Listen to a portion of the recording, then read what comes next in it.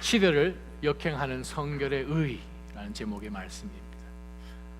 1950년대에 미국을 가장 스캔들 일으켜서 온 미국이 그냥 정신이 하나도 없도록 한 사람이 작년 9월 27일 날 사망을 했습니다.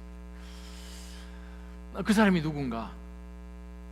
그때 사람들의 인터뷰를 보게 되면 미국에 종말이 온 줄로 알았답니다.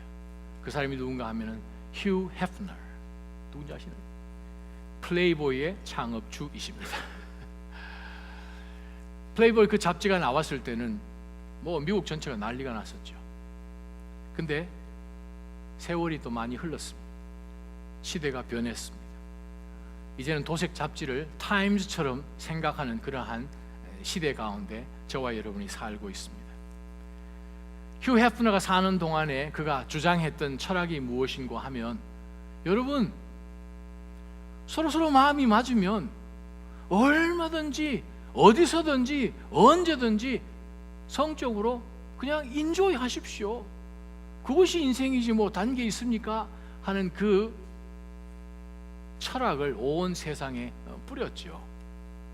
그러다 보니 지금 우리가 살고 있는 이 시대, 참 저와 여러분이 성장하던 그러한 시대와는 비교가 되지 않을 만큼 마치 우리가 하나님 말씀대로 살아야 된다라는 그러한 생각으로 우리가 살고 있습니다라고 말을 하기만 하면 아마 온 세상은 우리를 향하여서 아유 시대에 뒤떨어진 사람, 무슨 지금 21세기의 청교도 같은 생각을 하고 있는가라고 얘기를 할지도 모르겠습니다.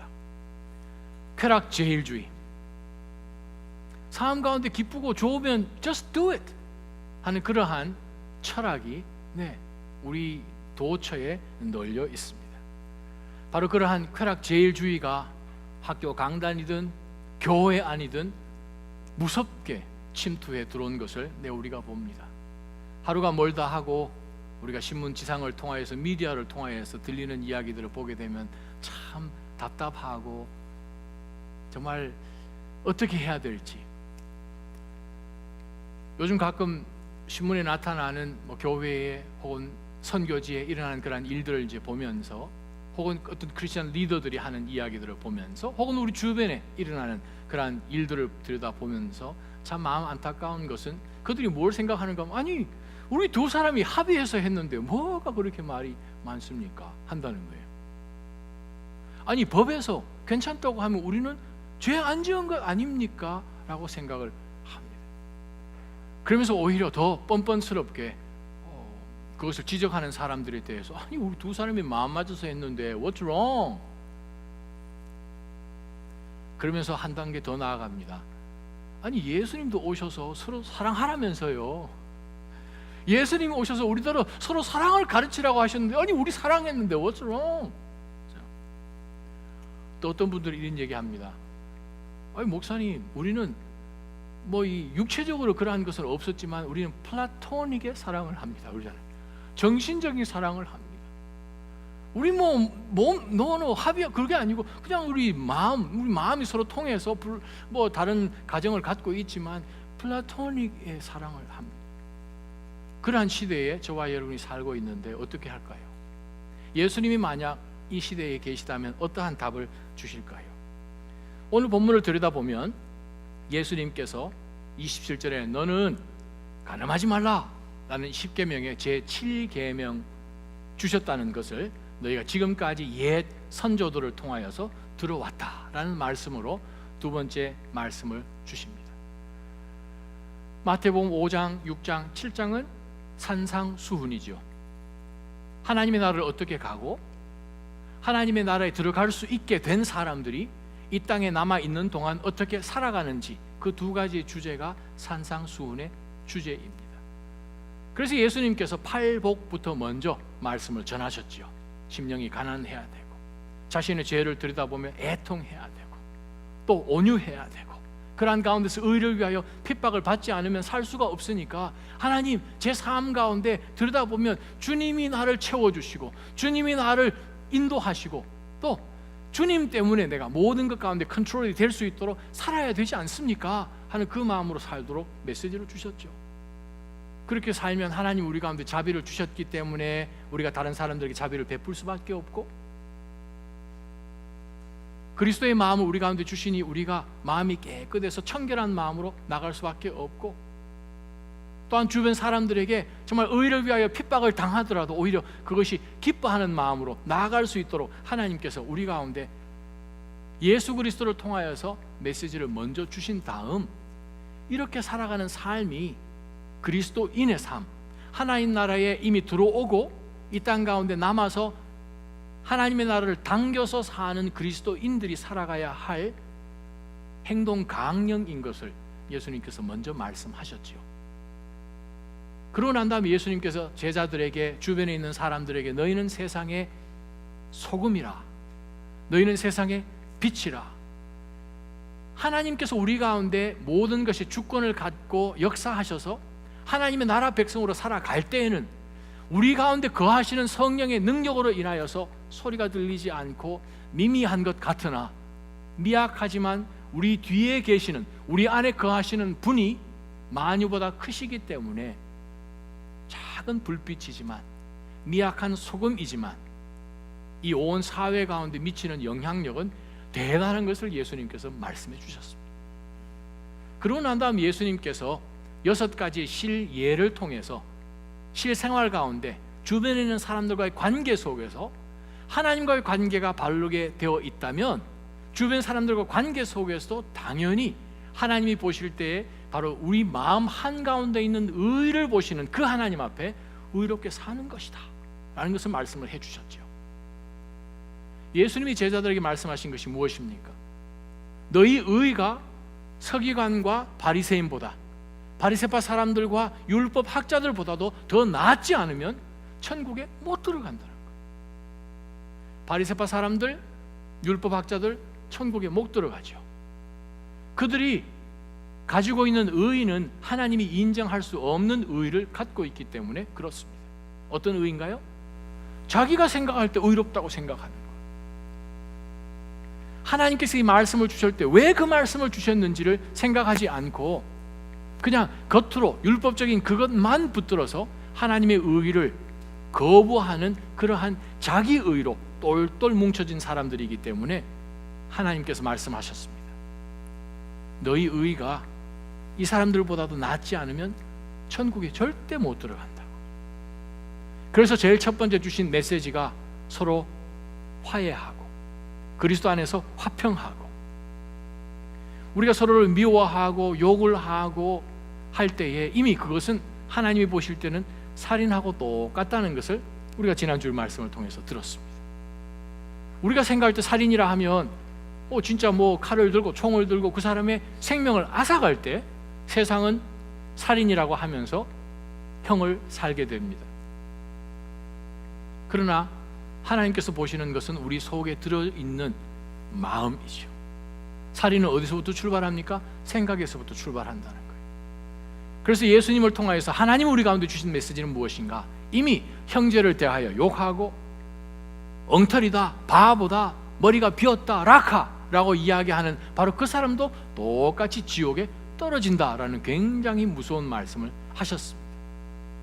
그러면서 주님께서 주신 말씀이, 혹시 너희가 예배를 드리려고 하나님 앞에 예물을 갖고 제단 앞에 와 있는데 갑자기 생각이 나기를 화해하지 않고 아직까지 마음 가운데 이런 것을 가지고 있는 것이 생각이 나거든, 어차피 그 마음으로 하나님 앞에 드려봐야 하나님 예배 안 받으시니까 빨리 가서 화해하고 그 다음에 돌아와서 온전한 예배를 드려라 라는 말씀을 예수님께서 주셨습니다. 자, 오늘 말씀 우리가 한번 들여다볼 때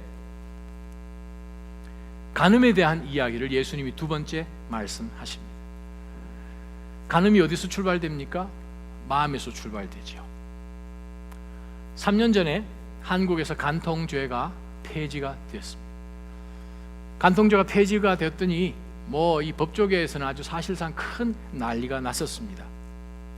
마음대로 불륜을 이제는 저질러도 아무 법의 저촉을 받지 않으니까 이 온 나라가 도덕적으로 윤리적으로 정말 큰 피해가 있어서 나라 꼴이 말이 아니겠구나라는 그러한 걱정이 많았습니다. 가정도 파탄되고 이혼 소송이 급증하겠구나.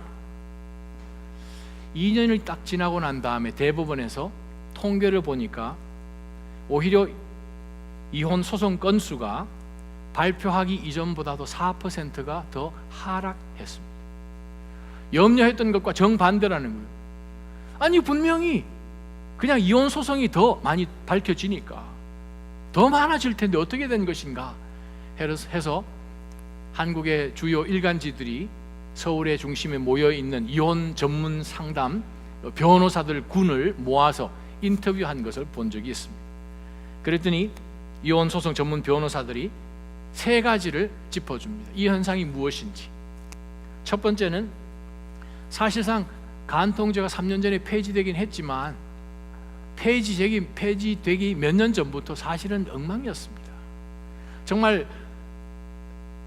예전 같았으면 잡히고도 남을 그 일들을 사실 많이 눈 감아주고 정말 일이 꼬이고 꼬연 그러한 것들만 사실 소송을 하게 된 셈인데 사실 이미 만연해 있었다는 것이 제일 첫 번째 이유이고요. 두 번째는 이상하게 그 간통죄가 폐지되고 나니까 마음 가운데 이 죄책감조차 다 사라져서 이제는 그것을 전혀 느끼지 않는 것을 저희는 지금 매 케이스마다 봅니다. 세 번째는 무엇인가? 간통죄를 폐지하고 나니까 불륜을 저질러도 된다고 마치 이것이 어떤 면죄부인 것처럼 생각을 해서 그냥 사람들이 아무 생각을 갖지 않고 생각하는 그러한 케이스들을 예전보다는 더 많이 봅니다. 그러니 그 3가지를 인터뷰하는 가운데서 밝혔습니다. 우리는 정말 성경대로 살게 되면 마치 우리를 옛날 사람인 것처럼 인식하는 그러한 시대 가운데서 우리가 하나님께서 사실 만드시고 축복하시고 결혼을 통해서 우리 가운데 선물로 주신 이 성에 대해서 또한 윤리적으로 우리가 어떻게 살아가야 하는지에 대해서 우리가 하나님의 말씀을 통하여서 오늘 더 분명히 알기를 원합니다. 우리가 성이라고 할 때는 사실 두 익스트림이 있습니다. 두 극단이 있습니다. 빅토리아니즘이라는 것이 있죠. 빅토리아주의. 바로 이것은 정말 성이라는 것은 절대로 터부시하는 가운데서 얘기해서도 안 되고 드러내서도 안 되고 금기시하고 하는 것이 내 한쪽에 치우쳐져 있습니다. 영국 빅토리아 시대 때에 그랬죠. 그래서 그것이 심리학적으로도 그렇게 사용이 되어서 빅토리아니즘이라고 합니다. 근데 사실 그 말씀은 그 이야기는 성경하고는 좀 거리가 먼 비성서적인 생각입니다. 왜요? 성은 하나님께서 만드셨고 아가서를 읽어봐도 그렇고 잠언 5장을 읽어봐도 그렇고 하나님께서 이것을 통하여서 부부를 축복하시고 가정을 축복하시고 인류를 축복하시는 선물이에요. 또 다른 한 익스트림은 무엇인가 하면 그냥 마음대로 하는 대로 해라, 즐기는 대로 해라, 맥힐 필요가 뭐 있냐, 너가 젊었을 때 또 힘이 닿는 대로 그냥 즐겨라 하는 방종, 쾌락주의로 한 익스트림이 있지요. 그것이 바로 고린도 교회에서도 사실은 만연했던 내용들입니다.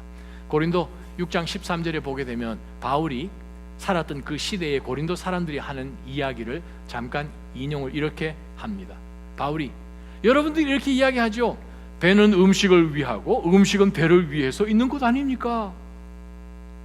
아니 음식이 있으니까 먹는 거죠. 왜? 배가 음식을 위해 있고 음식은 배를 위해서 있는 거고 그것을 고린도에 사는 사람들이 아니 남자가 있고 여자가 있고 내가 필요가 있고 서로 오케이 하면 얼마든지 그냥 내 몸을 창기에게도 주고 아무렇게나 그냥 주는 것 아닙니까?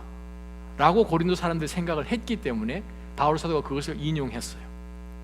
그래서 바울 사도가 고린도 전서 6장 13절에 어떤 말씀을 주시는가 하니 음식은 배를 위해 있고 배는 음식을 위해 있습니다. 네, 그건 알아요. 그러나 하나님은 때가 되면 음식도 패하시고 배도 패하신다는 거예요. 그러면서 마지막에 13절 하반절에 이런 말씀을 주셨어요. 몸은 음행을 위해 있는 것이 아니라 주를 섬기라고 주신 것이며 주께서는 우리 몸을 위해 계십니다. 바로 그 말씀을 고린도 교회에 준 거예요. 우리가 가지고 있는 이 몸이 예수님을 알지 못했던 그 시점에는 우리가 몸이 중요했죠. 내가 어떻게 느끼고 내가 소유하고 하는 그것이 최우선이었지만 그 모든 것이 십자가 앞에 딱 나가보니 이 온 만유 중에 가장 부패한 것이 우리의 마음이라 하나님 앞에 정말 쓸 것이 하나도 없고 내가 가지고 있는 이 인생, 내가 살아온 삶의 라이프 스타일로 천국에 절대 못 들어가는 것을 깨달았을 때, 우리가 정말 죄인인 것을 하나님 앞에 철저히 깨달았을 때 우리 죄를 회개하고 예수님을 영접했잖아요. 바로 나를 위해서 예수님께서 그 하늘 보좌를 버리고 이 땅에 오셔서 십자가 찢었다는 것을 우리가 믿는 믿음 가운데서 그리스도의 보혈로 우리 죄가 사해졌잖아요. 그래서 우리가 사는 것이 무엇입니까? 이제 내가 사는 것이 아니라 내 안에 그리스도께서 사신 것이죠. 바로 그것을 바울 사도가 고린도 교회에게 다시 한번 확인해 주면서 몸이 우리를 위해서 있는 것이 아니고 그리스도를 위해서 있다는 거예요. 바로 그것을 바울 사도가 바로 그 시대에 살던 사람들에게 권면하면서 동일하게 오늘을 사는 저와 여러분에게 하나님 나라에 속한 백성들로서 하나님이 우리 가운데 그리스도를 통해서 주신 그 성결의 의를 어떻게 하면 우리가 이 음란한 세대 가운데서 지킬 것인가, 27절 말씀을 보도록 하겠습니다. 너는 간음하지 말라라는 이 10계명의 7번째 계명을 너희가 들었다라고 말씀하십니다.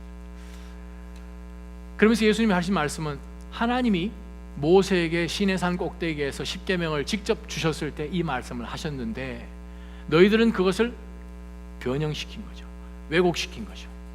간음하지 말라라고 했으니 간음만 안 하면 됩니다. 안 들키면 됩니다. 안 잡히면 됩니다.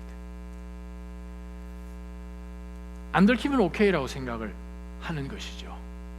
그래서 그들은 지극히 율법의 문자적인 것만 따져서 간음 안 하면 되죠. 내 속에 어떠한 생각을 갖고 있든 숨어서 아무도 보지 않는 가운데서 어떤 짓을 하든, 한 20여 년 전에 이스라엘의 가장 유명한 랍비 한 사람이 사망하여서 거의 국장처럼 장례를 치렀는데 장례식장에 아내가 나타났죠. 아내가 장례식 해야 되니까 가족들이 나타났죠. 반대편으로 여인이 한 사람 또 나타났어요. 그렇게 존경받았던 이스라엘 최고의 랍비가 죽었는데 그동안 숨겨진 두 번째 부인이 나타난 거예요. 그래요. 만물 그 어떤 것보다도 부패한 것이 우리 인간입니다. 마가복음을 제가 여러분에게 한번 읽어드리려고 합니다. 마가복음 7장에 예수님께서 무슨 말씀을 하시는 거 하니 8절에 너희 바리새파 사람들은 하나님의 계명은 버리고 사람의 전통만 붙들고 있구나. 옛 사람이란 의미는 옛 전통이란 뜻입니다. 옛 랍비들이 계속해서 시대마다 너희들에게 전해주었던 그 사람들이 만들어 놓은 하나님이 원래 주신 계명은 다 눈 감아버리고 전통만 붙들어서 겉만 깨끗하면 되고 속에는 뭐가 있든지 상관이 없다는 것을 예수님께서 지적해 주셨습니다. 상황이 어떤 상황인가 하니 그들이 모여서 저녁을 먹는데 바리새파 사람들이 보니까 예수님과 예수님의 제자들이 손을 안 씻어요.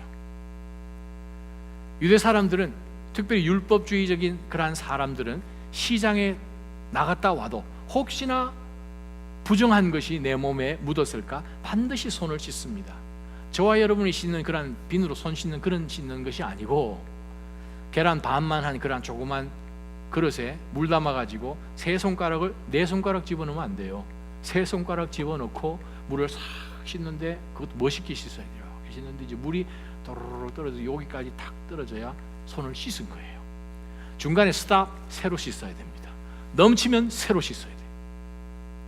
율법적인 것에 매여서 있는데 제자들이 이것을 안 하는 거예요. 자기네들은 이걸 하고 있는데 기도문을 올리면서. 그래서 예수님 앞에 따진 거죠. 왜 당신과 당신 제자들은 왜 손 안 씻느냐, 정결의식을 왜 하지 않느냐. 3절에 나옵니다. 바로 거기에 대해서 예수님께서 말씀하시는 것이 왜 너희는 하나님의 계명은 버리고 사람의 전통만 붙들고 있느냐. 13절에 너희는 전통을 핑계 삼아 하나님의 말씀을 유명무실하게 만드는구나 라고 말씀하셨어요. 하나님의 말씀은 내팽겨쳐버리고 전통을 핑계 삼아서 그것만 붙들고 있다는 거예요. 그러면서 하나님이 바리새파 사람들과 율법주의자들에게 충격적인 말씀을 마가복음 7장 18절부터 이렇게 말씀하십니다. 너희는 아직도 깨닫지 못하느냐? 몸 밖에서 사람 속으로 들어가는 것이 사람을 더럽게 하지 못하는 것은 너희가 알지 못하느냐? 그것은 사람의 마음으로 들어가는 것이 아니라 뱃속으로 들어갔다가 결국 몸 밖으로 나오기 때문이다. 그러므로 예수께서는 모든 음식은 깨끗하다고 선포하신 것입니다.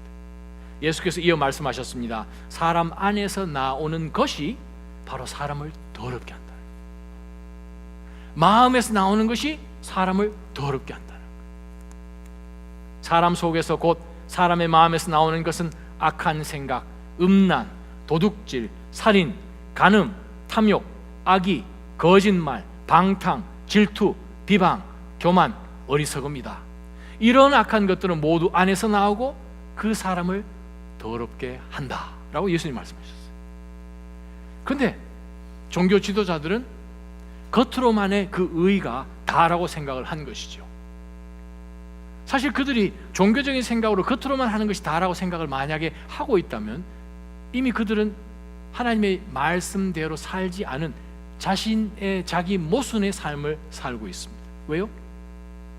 이스라엘에게 주신 가장 첫 계명이 무엇입니까?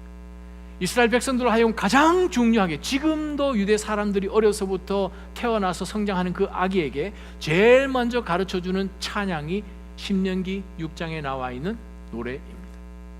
신명기 6장 4절 들으라 이스라엘아 여호와 하나님은 우리 하나님 한 분이시다. 시마 이스라엘 아도나이 엘헤이노 아도나이 에핫. 바로 그 찬양입니다.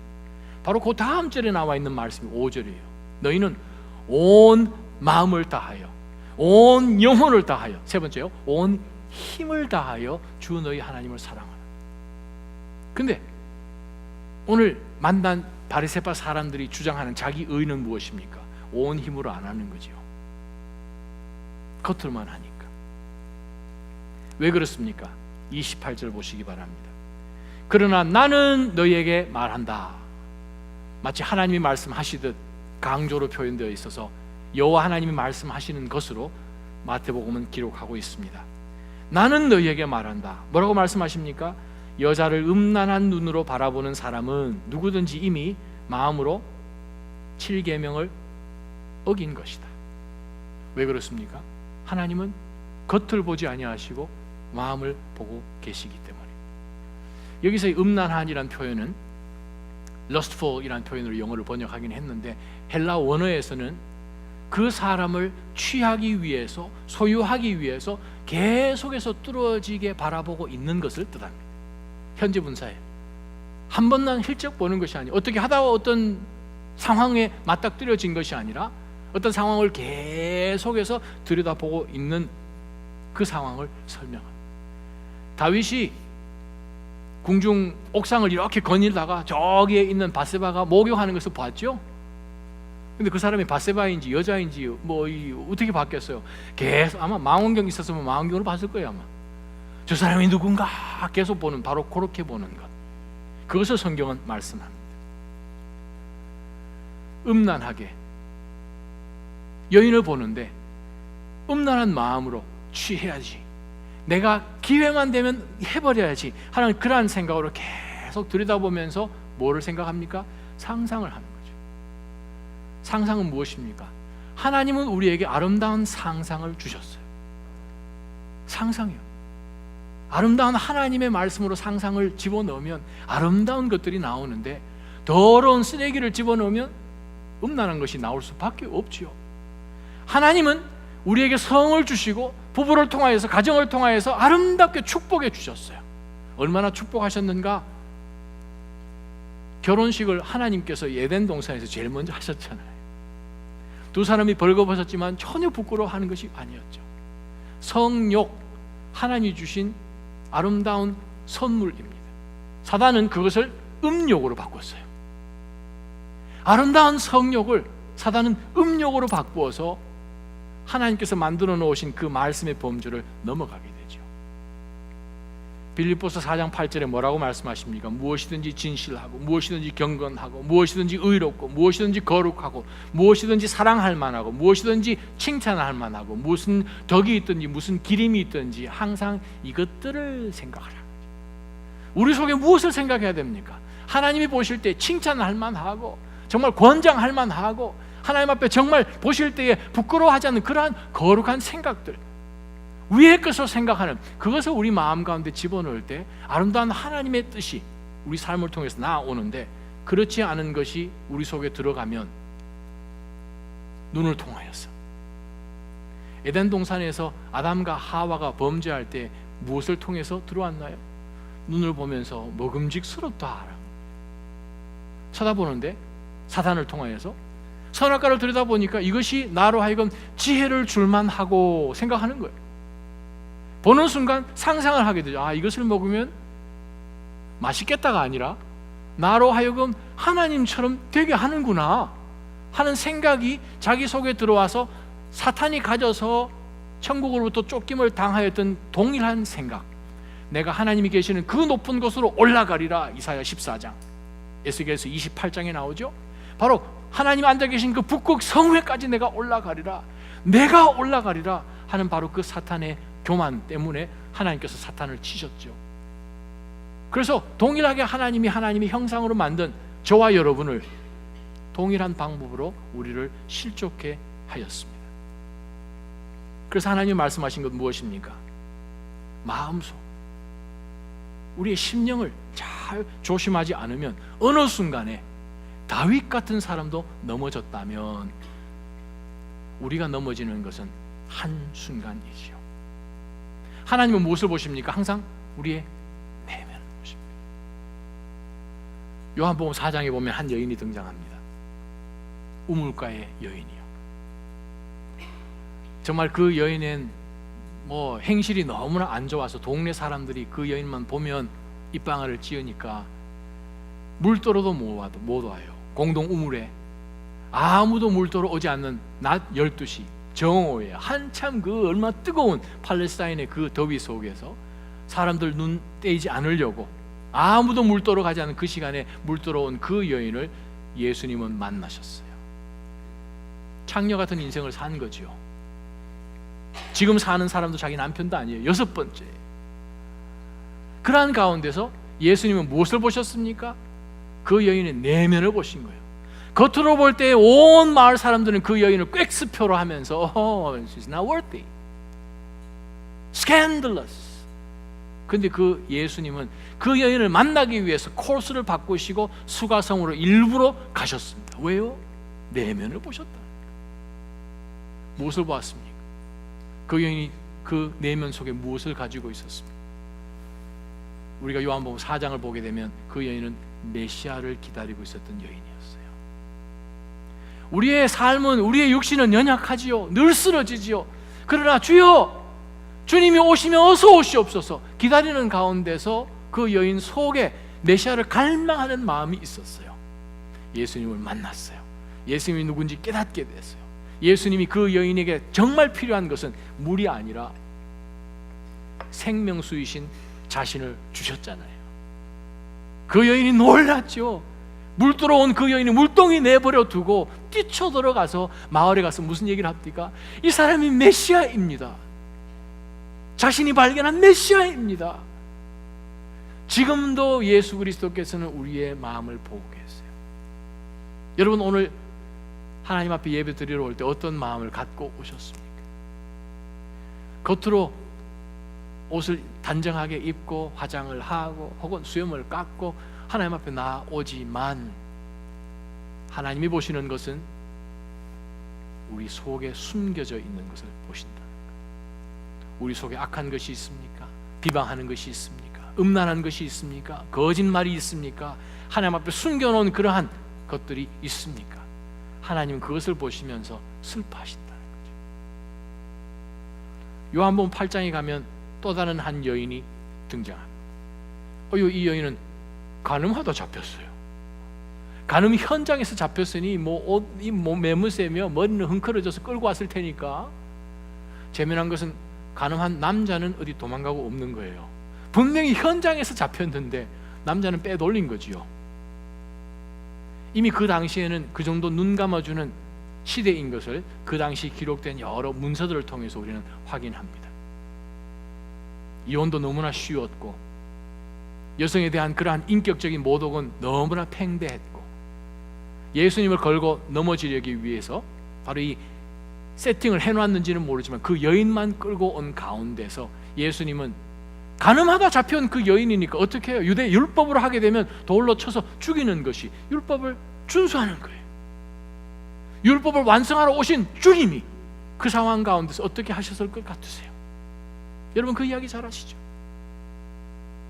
예수님은 우리의 내면을 보시는 분이십니다. 예수님은 간음하다 잡혀온 그 여인의 내면을 보셨습니다. 그 가련하고 불쌍한 여인의 내면을 보신 거예요. 뭘 보셨습니까? 주님, 저 죄 지었어요. 주님, 제 상황 가운데서 어떻게 할 수가 없었어요. 주님, 용서해 주세요. 이미 그 마음 가운데 회개하고 있는 그 마음을 주님 보신 것이죠. 그래서 예수님 말씀하십니다. 너희들 가운데 죄 없는 자 먼저 돌로 치면 되겠네. 그랬더니 성경은 재밌게 표현합니다. 나이 많은 사람부터 나이 젊은 사람 순서별로 돌 들었다가 다 돌 놓고 도망갔다. 그만큼 많이 살았으면 죄도 더 많이 지었겠지요. 그러면서 예수님 뭐라고 말씀하셨습니까? 나도 너를 정죄하지 않는다. 더 이상 죄를 짓지 말라. 평안 가운데 가라. 지금도 예수님은 우리의 마음을 보고 계십니다. 주님 오실 때까지 그래요. 성결의 영, 성결의 의, 이것은 우리가 열심으로 힘을 다하여서 지켜야 합니다. 저는 저희 교회에 있는 모든 부부들께서 정말 주님께서 축복해 주신 이 부부 관계를 통하여서 정말 성적인 아름다운 만족이 있고 충만함이 있고, 그것을 인하여서 정말 하나님이 정말 부부를 통하여 가정을 통하여 주신 그 축복들을 정말 나누고 정말 부부가 정말 그리스도 안에서 더 하나 되어가는 그런 아름다운 모습을 정말 자녀들이 보면서 마음 가운데 정말 평안을 느끼고 그리스도 안에서 정말 하나인 그 결혼을 통해 주신 그 축복을 하나도 빠뜨리지 않고 충만하게 누리시기를 주님의 이름으로 축원합니다. 왜요? 하나님이 주신 그 성을 통하여서 가정 가운데 하나님은 결혼의 축복도 주시고 자녀의 축복도 주셔서 작은 창조를 하게 하신 거예요. 그것이 아버지와 어머니, 가정을 주셔서 남편과 아내로 통하여 사신 것이죠. 그러나 사단은 그 모든 것이 다른 각도에서 봐서 음욕으로 바꾼 것이 문제지요. 그것이 교회 안에까지 들어오고 교회 리더들이 쓰러지고 전 세계의 목회자들도 쓰러지고 하는 것을 지금도 우리는 보고 있습니다. 정말 하루가 멀다 하고 사건이 터져서 정말 그 다음에는 어디서 터져야 될지 너무나 사랑하고 존경하는 목사님, 빌 하이버드 목사님 넘어지고, 한국에서도 그 사건이 벌어지고, 뭐 사건들이죠. 그게 어디 뭐 목회자들만의 문제입니까? 정말 우리가 살고 있는 이 온 시대 가운데 현재 일어나고 있는 사건들입니다. 정신 차리지 않으면 우리 다 죽습니다. 정신 차려서 교회에서부터 우리의 가정에서부터 개개인의 삶에서부터 이 음란한 마귀들을 다 쫓아내야 됩니다. 정말 깨어있지 않으면 정말 우리가 어느 순간에 넘어질 수 있는 거예요. 다윗이라고 봄이 되어서 전쟁 치르는 그 시점에 그가 남아있는 동안에 그렇게 실족하리라고 자기가 생각을 했더라면 아마 왕국에 남지 않았을지도 몰라요. 모임 가운데서 우리가 정욕이 일어나게끔 하고 음란한 생각이 들게끔 하는 그러한 모든 장소는 피해야 돼요. 그러한 모임도 피해야 돼요. 그러한 친구들 끊어야 됩니다. 가정 가운데는 케이블 TV도 끊으십시오. 이상한 잡지들 subscribe 하고 계시면 그것도 끊으십시오. 이상한 동창회 모임 가서 음담 패설 하는 그것 끊으십시오. 어떠한 성적인 힌트가 들어오는 그러한 말도 은연중에라도 하지 않도록, 농담으로라도 하지 않도록 정말 그리스도인들은 악의 모양이라도 버리는 결단으로 나아가기를 주님의 이름으로 축원합니다. 29절 보십시오. 왜요? 이것이 정말 무서운 거거든요. 정말 첫 번째 우리가 붙들어야 될 영적 교훈이 무엇인가 하면, 율법을 갖다 들이대며 사람이 우리를 판단하는 그게 중요한 것이 아니라 하나님이 판단하시고 하나님이 심판주이신 것을 기억을 할 때 율법만 지켜서 안 들키면, 안 잡히면 오케이라고 될 수가 없다는 거예요. 왜? 하나님은 우리의 속을 다 아시고 들여다보시고 우리 속의 것을 보시기 때문에. 한 목사님이 예전에 살아계실 때 늘 말씀하셨잖아요. 감옥 속에 있는 사람은 들킨 죄인이고 저와 여러분은 안 들킨 죄인이고요. 저 얼마 전에 운전하다가 스피드 티켓 끊겼어요. 한국에는 뭐 스피드 티켓 끊겨도 뭐 한 몇만 원, 3만 원, 5만 원 이런데 여기는 비싸잖아요. 얼마나 했는지는 제가 말 못해요. 저는 들킨 죄인이어서 벌금 냈어요. 며칠 지나고 나니까 벌금 통지서가 또 날아왔어요. 영국에서 날아왔어요.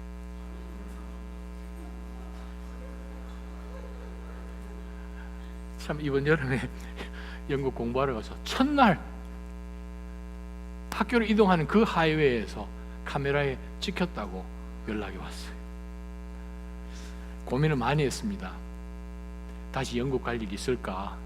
떼먹을까? 그래도 요즘 그게 또 안 되더라고요. 벌금 냈습니다. 여러분도 벌금을 내신 분도 계시지만 안 내신 분들이 아마 더 많으실 줄 믿습니다. 근데 하나님이 보실 때는 우리 다 law breakers. 한두 번 다 55마일, 56마일 최소한 달려봤잖아요. 그러면서 미국이 생긴 말이 무엇입니까? Mercy 10 miles. 그건 판사가 만든 말이죠. 10마일 내로는 잡지 마라 해서 경찰들도 10마일 넘어가면 내에서는 안 잡지요, 사실은. 근데 딱 기다리는 게 11마일은 잡습니다. 그래서 제가 잡혔어요. 사랑하는 나자님 성도 여러분, 하나님은 우리의 마음을 보시기 때문에 하나님 앞에서 우리는 성결의 의를 지켜야 됩니다. 두 번째는 성결의 의를 어떻게 지켜야 되는가? 이 마지막 때에 어떻게 지켜야 하는가? 29절 30절입니다. 내 오른손 오른쪽 눈이 너를 죄짓게 하거든 그 눈을 뽑아버려라. 온몸이 지옥에 던져지는 것보다 몸의 한 부분을 잃는 것이 더 낫다. 내 오른손이 너를 죄짓게 하거든 그 손을 잘라내버려라. 온몸이 지옥에 던져지는 것보다 몸의 한 부분을 잃는 것이 더 낫다. 두 번째 붙들 영적 교훈의 말씀은 그렇습니다. 우리가 정말 하나님 앞에서 성결의 의를 정말 지키기 위해서는 목숨 걸고 도망쳐야 된다는 거예요. 목숨 걸고 도망쳐야 돼요. 왜요? 오늘 말씀 보니까 예수님이 이런 말씀하십니다. 하나님이 말씀하셔요. 오른쪽 눈이 혹시 너로 하여금 음란한 것을 보게 하여서 마음에 죄를 지었느냐? 빼버려라. 오른팔이 혹시 무슨 잘못된 이 일 가운데서 공범이었느냐? 잘라버려라. 오늘 이 말씀을 그대로 받아들여서 집에 가서 이상한 것 하지 않으시기를 주님의 이름으로 축원합니다. 3세기에 북쪽 아프리카의 알렉산드리아에서 정말 유명한 교부였죠. 오리건이라고도 하는데 그 오리건이란 그 초대 교부가 자기 스스로 거세를 했어요. 정말 독실하고 정말 기독교 교회사에 큰 역할을 한 정말 이 사막의 위대한 교부였지만 그 마음 가운데 이것을 해결할 수 없어서 어떠한 교부는 장대 꼭대기에 살던 그러한 교부도 있었어요. 땅에 내려와서 사람들 보니까 자꾸 생각이 드는 거예요. 보여지는 거예요. 그래서 아무도 안 사는 곳 좀 꼭대기에서 살면 안 될까? 장대 위에 집 짓고 살았다는 그러한 사람도 있습니다. 문제는 잘라내면 답이 나옵니까? 자, 예수님이 말씀하신 거 잘 들어보셔야 됩니다. 눈 뽑아내면 그러면 애꾸는 죄를 2분의 1 짓습니까? 팔 하나 없는 사람은 죄를 짓때 하나님 앞에 서면 팔 하나 없으니까 2분의 1로 하나님이 쳐주십니까? 27절 28절에 나온 말씀이 이 음란의 문제가 몸의 문제가 아니고 마음에 내 속에 있는 문제라는 거죠. 팔, 눈 빼고 잘라서 해결될 수 있는 것이 아니라는 거죠. 우리가 가끔 주변에 그런 이야기 듣잖아요. 도박하는 사람들 얘기 들으면 예수님 만나기 전에 정말 도박에 빠져서 사랑하는 아내 앞에 도박은 절대 안 하겠다. 내가 손에 장을 지지다. 장도 안 됐다가 나중에 손가락을 자른다. 나중에 손가락 잘랐잖아요. 하나 가지고 또 안 되잖아요. 또 자르죠. 나중에 손가락이 다 없으니까 뭘 한다 그래요? 발가락을 한다. 여러분 들어보셨네요. 네. 그게 무슨 문제입니까? 잘나진다고 해결되는 것이 아니죠. 속에 있는 것이 문제라는 거죠. 왜 하나님께서 이렇게 극단적인 표현으로 이스라엘 백성들에게 경종을 울리셨나요? 그만큼 죄가 무섭다는 거예요. 그만큼 우리가 결단하고 죽을 생각을 하면서 도망치지 않으면 우리는 넘어질 수밖에 없습니다. 죄는 얼마나 무서운가요? 지옥에 떨어뜨릴 만큼 무서운 결과를 낳는다는 것을 우리가 기억해야 됩니다. 골로새서 말씀을 저와 여러분이 한번 함께 읽어보았으면 좋겠는데, 골로새서 3장 말씀입니다. 골로새서 3장 1절에서 17절 말씀인데 제가 몇몇 구절만 그냥 읽어드립니다. 성령께서 바울 사도를 통하여 골로새에게 준 말씀 가운데서 5절에 땅에 속한 지체들을 죽이십시오. 우리는 영의 사람 아닙니까? 육은 이미 죽은 것 아닙니까? 근데 왜 육의 소리를 듣고 육의 명령을 따라서 육의 사람으로 살고 있습니까? 라고 얘기를 하죠. 땅에 속한 지체들을 죽이십시오. 그것들은 음행과 더러운 것과 정욕과 악한 욕망과 탐심입니다. 탐심은 우상숭배입니다. 7절에 여러분도 옛날엔 그렇게 살았습니다. 8절 그러나 이제 여러분 스스로 그 모든 것 곧 분노와 증오와 악의와 비방과 여러분의 입에서 나오는 더러운 음란한 것들을 제하십시오. 서로 거짓말을 하지 마십시오. 여러분은 옛사람을 그 행위와 함께 벗어버리지 않았습니까? 10절에 그래서 새 사람을 입으십시오. 빌립보 말씀 보게 되면 이 새 사람이 예수 그리스도잖아요. 에베소 말씀을 볼 때 예수 그리스도잖아요. 그리스도로 여러분 입은 것이 아닙니까? 그래서 저와 여러분이 읽기로 원하는 것은 12절부터 17절까지 저와 여러분이 한 절씩 교독하며 읽습니다. 제가 먼저 읽습니다. 12절 그러므로 여러분은 하나님께서 택하신 사람들 곧 거룩하고 사랑하심을 받은 사람들 같이 긍휼과 친절과 겸손과 온유와 오래 참음으로 옷 입으십시오. 누가 불평거리가 있더라도 서로 용납하고 서로 용서해 주십시오. 주께서 여러분을 용서하신 것 같이 여러분도 그렇게 하십시오. 그리고 이 모든 것 위에 사랑을 더하십시오. 사랑은 온전하게 묶는 띠입니다. 그리스도의 평강이 여러분의 마음을 지배하게 하십시오. 이 평화를 위해 여러분은 한 몸으로 부르심을 받았습니다. 또한 여러분은 감사하는 사람이 되십시오. 그리스도의 말씀이 여러분 안에 풍성히 거하게 하십시오. 모든 지혜로 서로 가르치고 권면하며 시와 찬미와 신령한 노래를 부르며 하나님께 감사하는 마음으로 찬양하십시오. 그리고 말이든 일이든 무엇을 하든 그 모든 것을 주 예수의 이름으로 하고 그분을 통해 하나님 아버지께 감사하십시오. 아멘. 무엇을 하든 주 예수의 이름으로 하십시오. 오늘 예수님께서 오늘 본문 가운데서 팔도 잘라내라 범죄하게 하면, 오른쪽 눈이 실족해 하면 뽑아내버리라 라고 말씀을 하셨다는 그 의미는 희생이 얼마나 크더라도, 엄청난 값을 치르더라도, 손해가 엄청 나더라도 근절하라는 거죠. 잘라내라는 거죠. 오늘 말씀 가운데 재미난 것이 있어요. 29절에 나오는 우리말 성경이 이렇게 번역해서 죄짓게 하거든, 스칸달리쪼 라는 요 단어에서 스캔들이라는 영어 단어가 만들어졌어요. 죄짓게 하거든, 원래 뜻이 뭐냐 하면 미끼라는 뜻입니다. 들판에서 짐승을 잡을 때 덫을 놓잖아요. 덫이 이렇게 생긴 덫을 이렇게 벌려놓으면 중간에 뭘 놓나요? 미끼를 놓죠. 고기 한 점을 놓는 거죠. 바로 그 미끼란 단어입니다. 동물의 왕국 보게 되면 어떤 경우에 사람들이 놓은 그 덫에 짐승이 이렇게 잡히는 경우가 있어요. 근데 짐승이 잡혔는데도 불구하고 살아난 짐승들이 있어요. 발목이 잘려서 쩔룩쩔룩하면서 살아난 짐승들이요.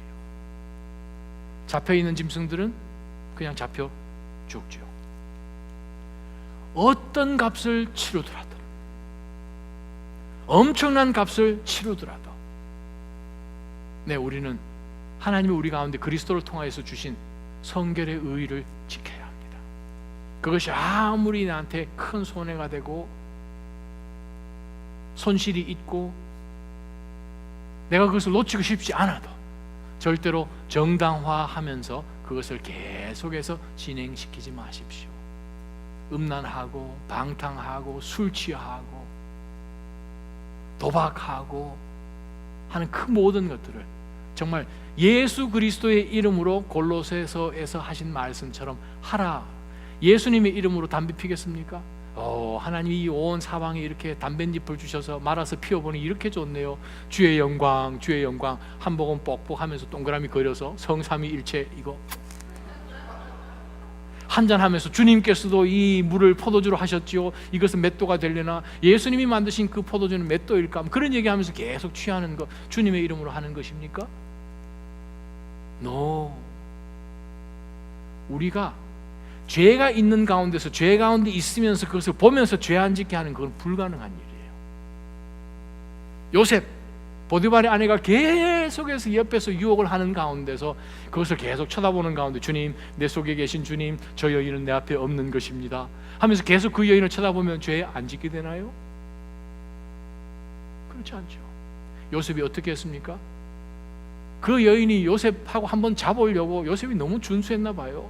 여러분처럼 막 붙으니까 그냥 겉옷을 내팽겨쳐버리고 도망갔잖아요.